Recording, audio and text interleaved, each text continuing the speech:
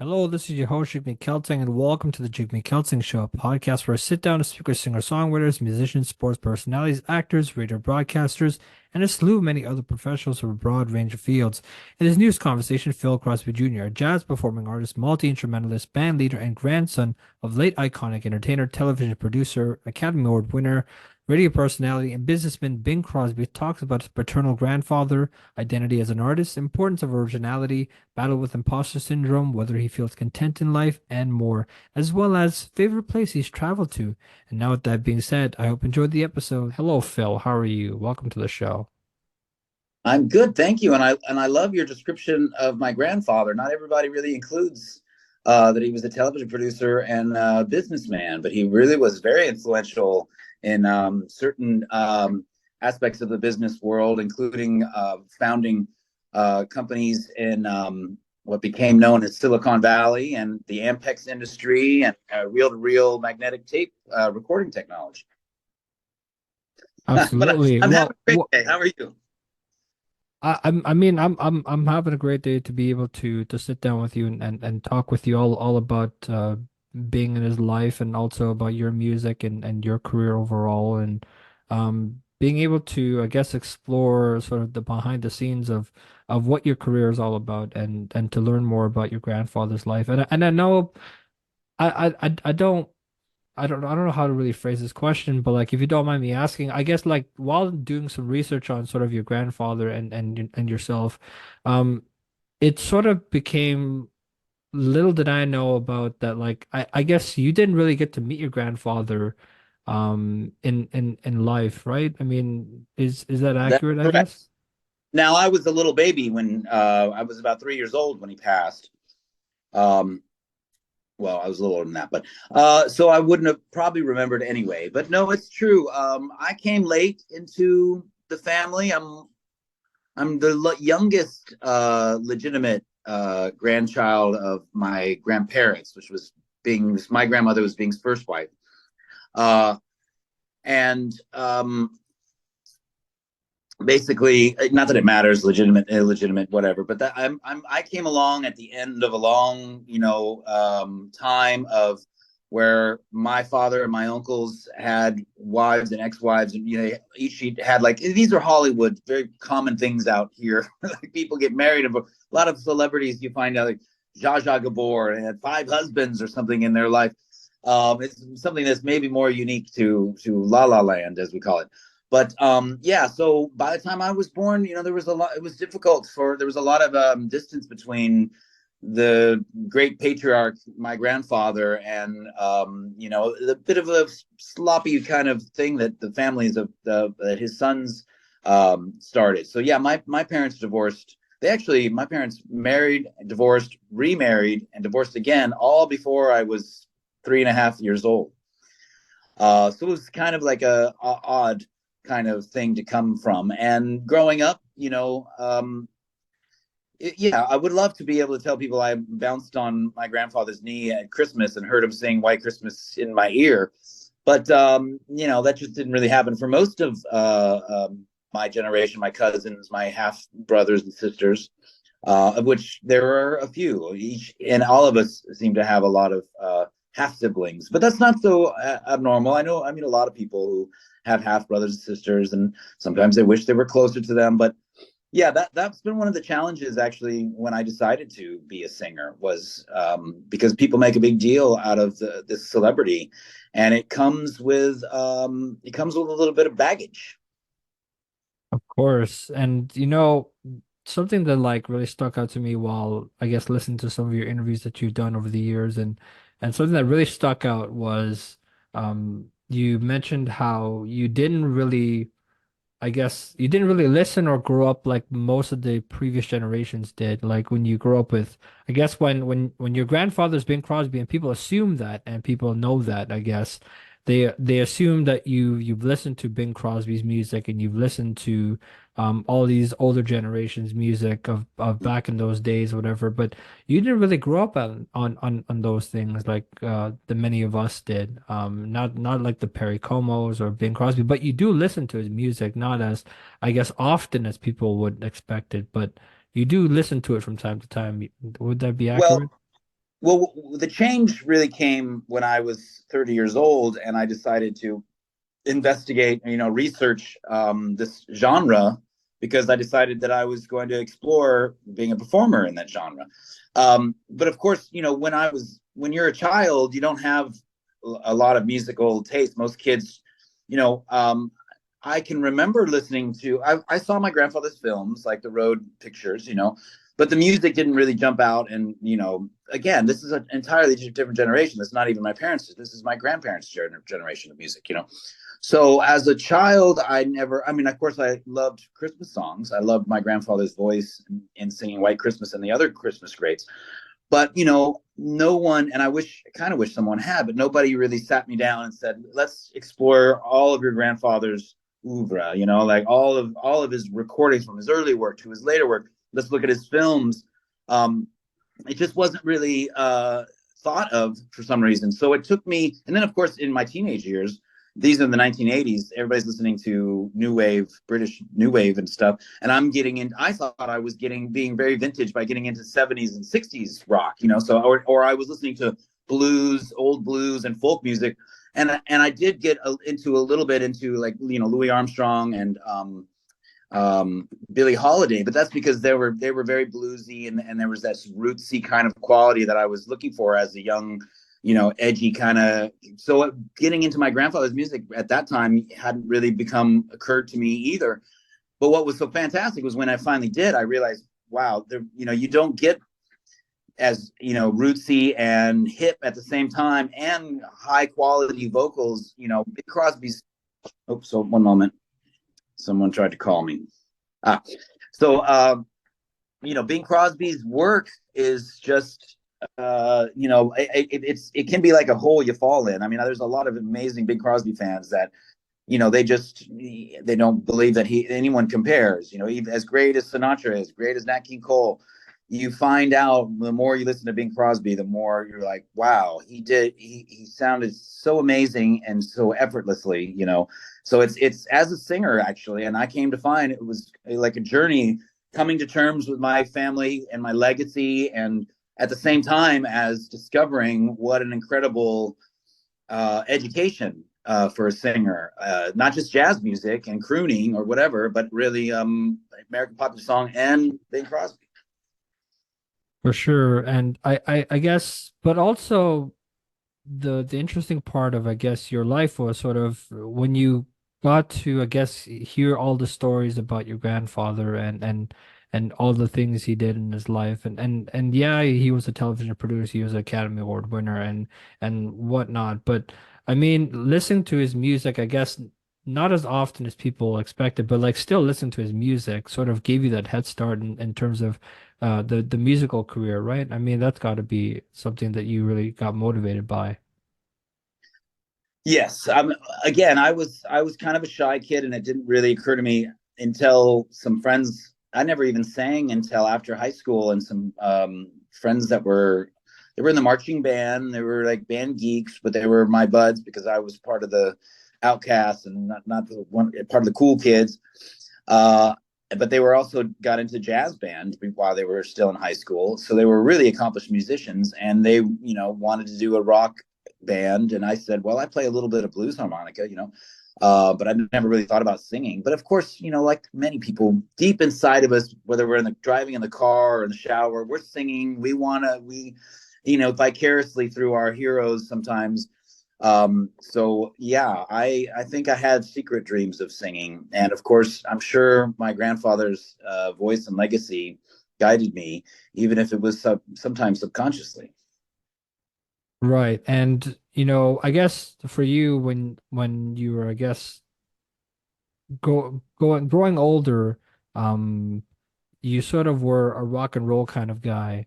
And like I mentioned before, like you didn't really listen or grow up like a lot of the previous generations did with your grandfather and the Perry Combs and the Frank Sinatras and whatnot. But I mean, you did like sort of the approach of the vocals of, the rock space and the blues, and which really more comes from the Broadway stage, which you mentioned, and which again comes from the other classical music and opera and stuff like that. I mean, what was it about, I guess, that rock and roll sort of aspect of your life that really captivated you, if you don't mind me asking? Oh, not at all. Well, I think I've always had a little bit of a rebel streak. So I like the anti-establishment of rock and roll. I and of course I've grown up a bit since then. But so I think and music in the world and in the United States changed a lot from the 1950s to the 1960s. Everything before Elvis and the Beatles and rock and roll and the blues renaissance, really was dominated by these singers like Dean Martin and Frank Sinatra and Bing Crosby um, and the amazing female vocalists, like Peggy Lee and Dinah Shore and all these people. And it was a very stylistically, like, it was its own kind of thing where, yes, Broadway songs became jazz standards, and the popular songbook, was this thing, and many singers would throw back to these 1920s and 30s songs and bring them back in the 40s and 50s, and there was a hip kind of, jazzy, era where Mel Torme was doing like "I'm Coming Home, Baby," but a lot changed with the hippies when suddenly this past, ethnocentric, white patriarchy, whatever you want to let people call it nowadays, was something that suddenly was very unpopular. And I guess I was on that bandwagon in the sense that, yes, I didn't grow up with this music in my ears like someone before my generation might. They were growing up, and even the Beatles. The Beatles were huge Bing Crosby fans. They listened, he was a hero to them, and they just loved the fact when he recorded one of their songs, um, and they're quoted even as saying, "Please, please me," was like kind of inspired by Bing Crosby's "Please," and but they were part of that generation where that music was being listened to in the home and the radio all the time, and that form of singing. Whereas the rock and roll type of singing was, quite different, based more in Mississippi Delta blues kind of thing. So yeah, I think that appealed to me, and it was something that I actually had to. It's something that's influenced me and made me a unique vocalist, in that my influences are a little bit more varied than someone who has really just come up as a crooner or a Broadway, inspired singer or something like that. But yeah, it's I think I was someone who wanted to also be his own person, and it didn't really always feel like I wanted people to think of me as the grandson of a famous person, but I wanted to be my own person. So all those kind of things in my 20s were very important, and colored, my interests very much. Course, and something that really also resonated there when what you were saying there was, you know, also I guess as of like speaking about sort of like identifying yourself like musically, speaking, you sort of identified yourself as sort of this American songbook interpreter, the jazz vocalist, multi-instrumentalist, and jazz swing and big band leader. But you also like to headline music events and festivals for dancers and lovers of vintage life and old Hollywood cinema, as well as of course the fans of your grandfather and the iconic Hollywood film star and Academy Award winning actor, and the legendary singer he was.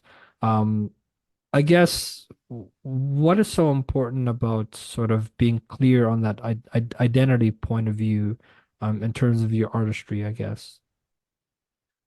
Well, honestly, like, I've never been as focused a person as like into original singer songwriter kind of thing. I love that era of music. I play some guitar. I listen to a lot of, great singer songwriters, and I understand the importance of originality. But I feel like when I kind of fell into following in my grandfather's footsteps, in the sense of being part of this history of music and singing songs written by people like Hoagie Carmichael and George and Ira Gershwin and Cole Porter, and I that is what led me to involved in things like swing dancing events, vintage fashion aficionados. And it was a, I knew as an entertainer, you need the support of people that are, want to come and see you. And, my grandfather's fans were rapidly aging and, maybe passing. I mean, obviously he's been gone a long time. So anyone that remembers when he was alive is may no longer be with us. But, and honestly, some of the older fans were harder to please. They wanted to hear a carbon copy of my grandfather sometimes, and I couldn't be that.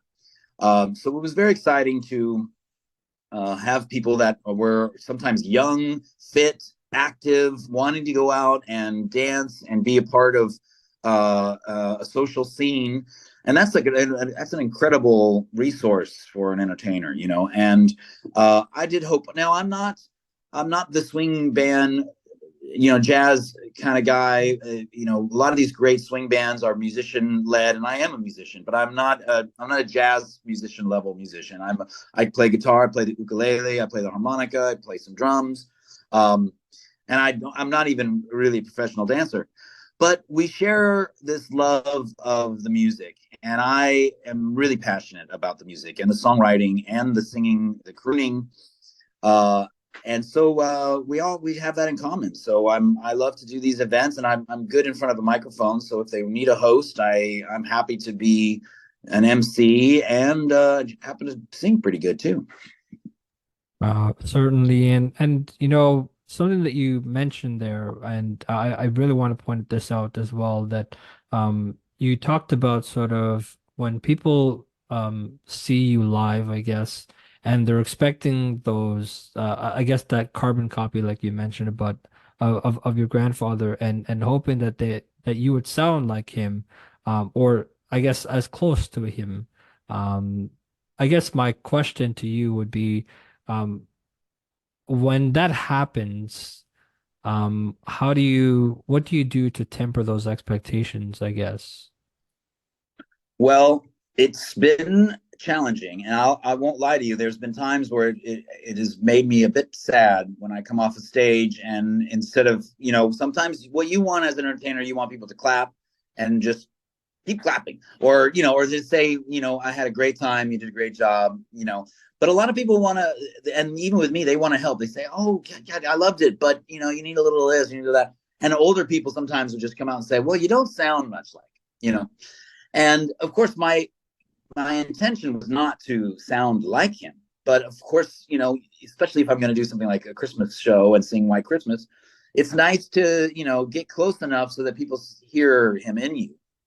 But what I learned was, this is how I got around. When I started, because part of the reason I expressed how I didn't have the same sensibilities that someone that grows up immersed in the music, I had to learn how to handle this material and how it's different, from a song the way Bob Dylan sings, or Robert Plant, or anybody. It's very different sensibilities.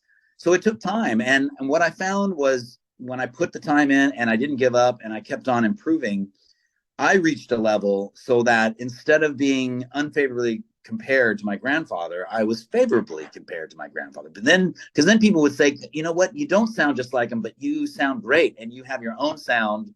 And that's, as a jazz artist, that's what you want anyway. You really don't want, you want, whether you're a musician or a singer, you want to be known for your sound, and you need a unique sound that separates you from everyone else. And that's why the jazz standards are fascinating, because you're not writing a song, most cases. So there's some singers that do that fits you like a glove, because it's your creation for your voice. What you're doing, you are closer to a Broadway singer or an opera singer in that sense. You are handling some tried and tested, age old material, whether it's Mozart or Cole Porter, and you are doing it in such a way that you make it your own. And that is like that separates the beginners from the advanced, once you can reach that state. So in a way, it actually pushed me, and it made me more aware that I had to become a better vocalist, because I was going to be compared to one of the greatest of all time, no matter what I did. And it's so important that you say that, because I guess for you, when you were growing up, I guess I don't know how to put this, but like sort of you had this imposter syndrome, um Mhm. and you sort of were you were always this shy young man, and you were never comfortable with the fact that of being mentioned of all these of how famous of a man your paternal grandfather was, and after all, just being born wasn't really anything that you were sort of, I guess, satisfied with or praised for, and it's always been something of a mixed bag, and or a double-edged sword, as you mentioned in sort of one of the interviews that you did, and one of the articles I read about you. But I mean, when you're talking about like improving and sort of being that artist on that stage, and being able to perform sort of your original music, and bringing out the originality, I guess, as we're speaking about it, when you look on that sort of aspect of now, you see yourself improving as an artist, and putting out original content, and putting out this authentic performer side of you, instead of the expectations of being the similarity of your paternal grandfather.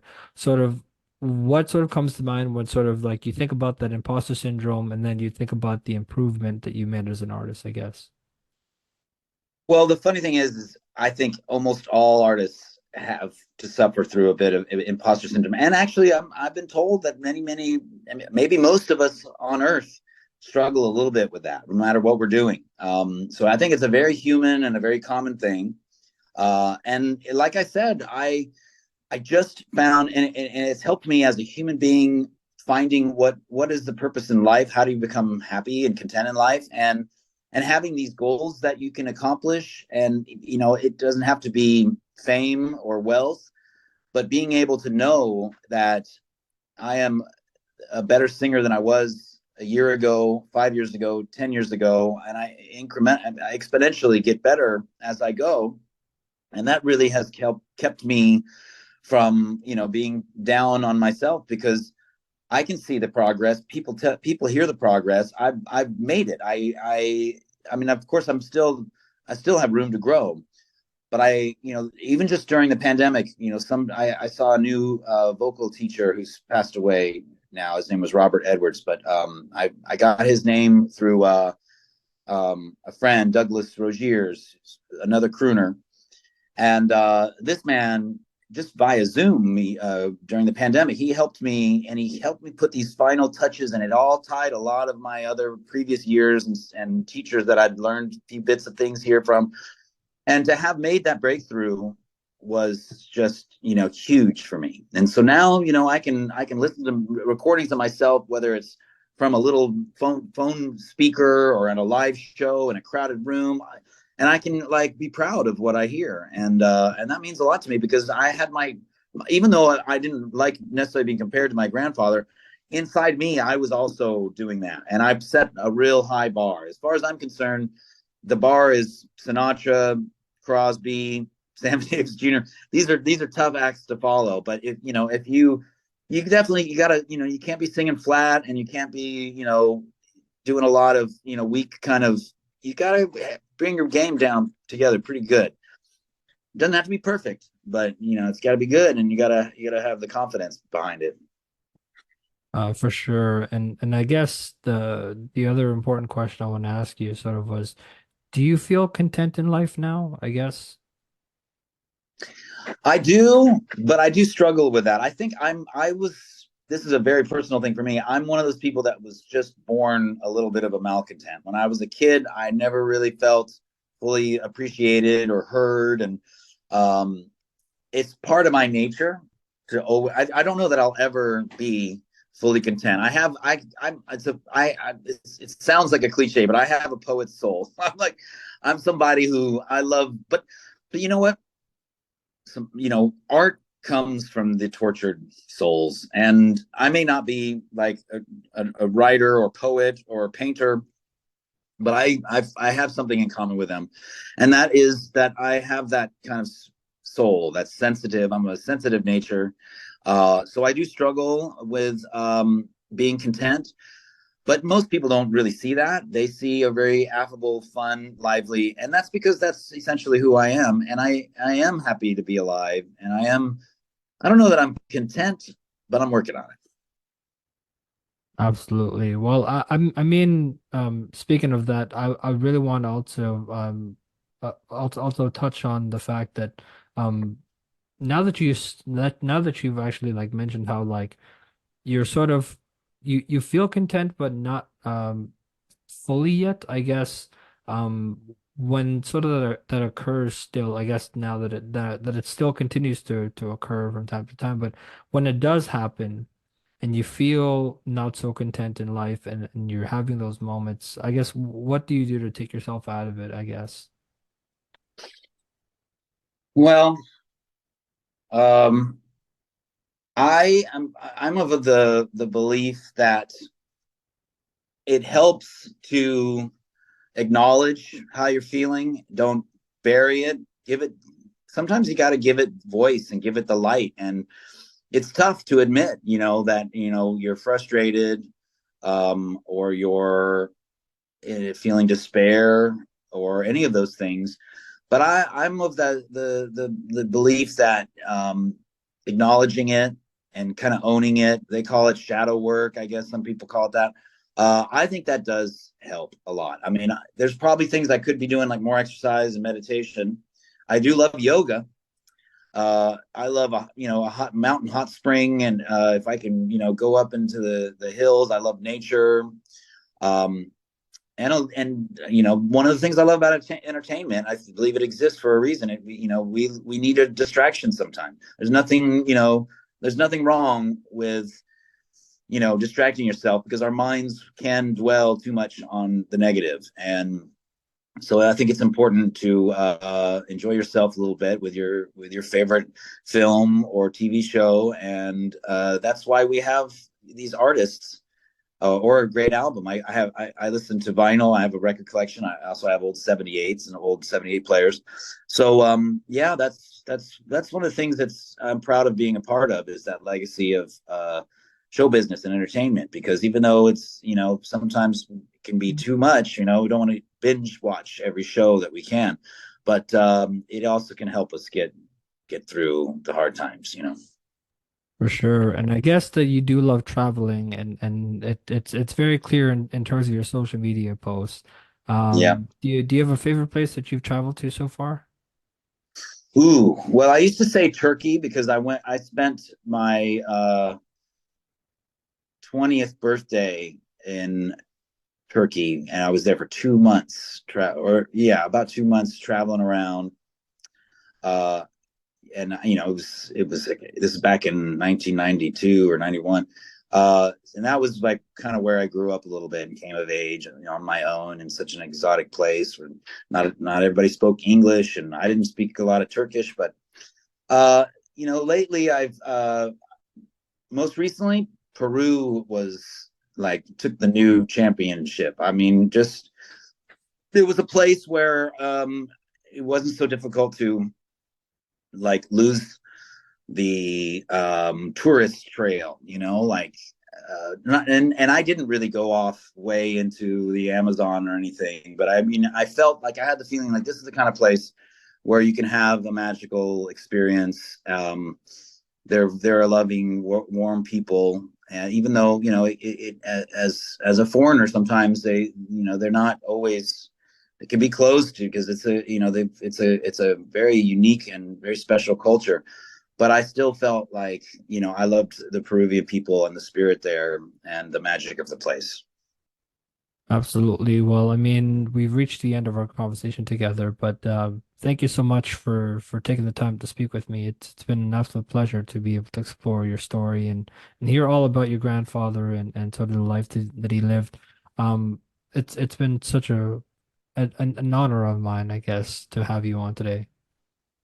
Well, it's been my pleasure, and I appreciate what you put into looking into me and the history and the music and the man Bing, and that really impressed me. So I appreciate it. It's been my pleasure. Well, I mean, to those who made it this far into the episode, thank you for listening. I hope you enjoyed my conversation with Phil Crosby Jr., a jazz performing artist, multi-instrumentalist, band leader, and grandson of late iconic entertainer, Academy Award winner, television producer, radio personality, and businessman Bing Crosby. If you haven't listened to Bing Crosby's interviews, go take a listen to those because those are like absolute gold material. I remember listening to Bing's interview with Barbara Walters, Mm, and that one really hit. And I love listening to Larry King's interviews and mm, Barbara Walters more importantly, um, yeah, because like yeah. they're just as genuine and do so much research in terms of the interviewer that they're interviewing. And they're great personalities as well. And if you want to reach Phil, you can connect with him through his socials. For more info, visit philcrosbyjr.com, where you can learn all about Phil's career and what he's got upcoming.